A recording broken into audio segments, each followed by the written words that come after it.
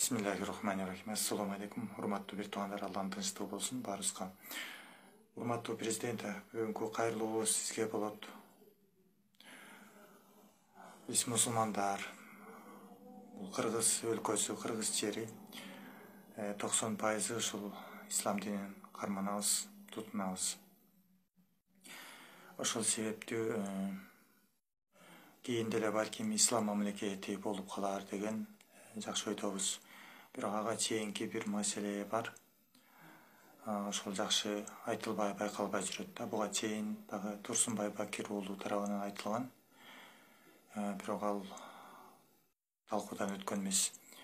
Тактап айтканда, жума күнү мамлекеттик жумушта иштеген адамдар бардык түрлөрү жума намазга барып киргенге өзүнчө бир убакыт кошуп берсеңиз, 45 мүнөт болобу, жарым саат болобу, бул намазын шашпастан, эки жакты карабастан, ошо жетекчисинен коркпостон, мындай жайдары болуп, барып дуба кылып, намаз окуп, жакшы келиши керек да.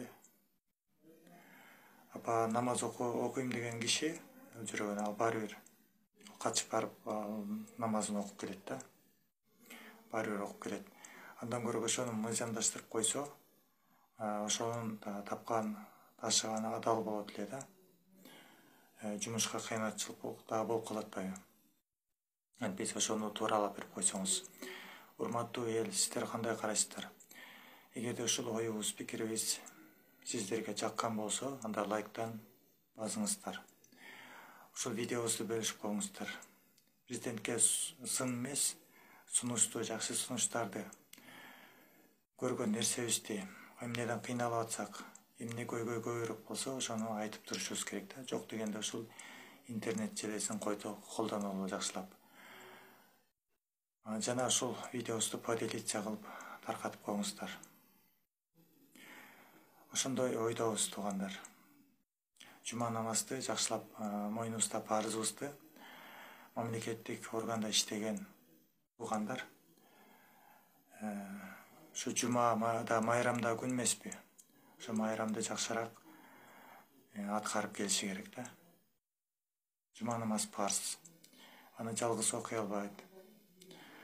Аны окубай кое албайт да. Дайыма күн сайын, демалыш сайын ал жетекчиси түшүнбөсө, аял киши болсо, же болбосо динден алыс адам болсо, уруксат да бербей коюшу мүмкүн, отур деп коюшу мүмкүн да. Ошондо мыйзамга таянып, жума намазга барып келе туруп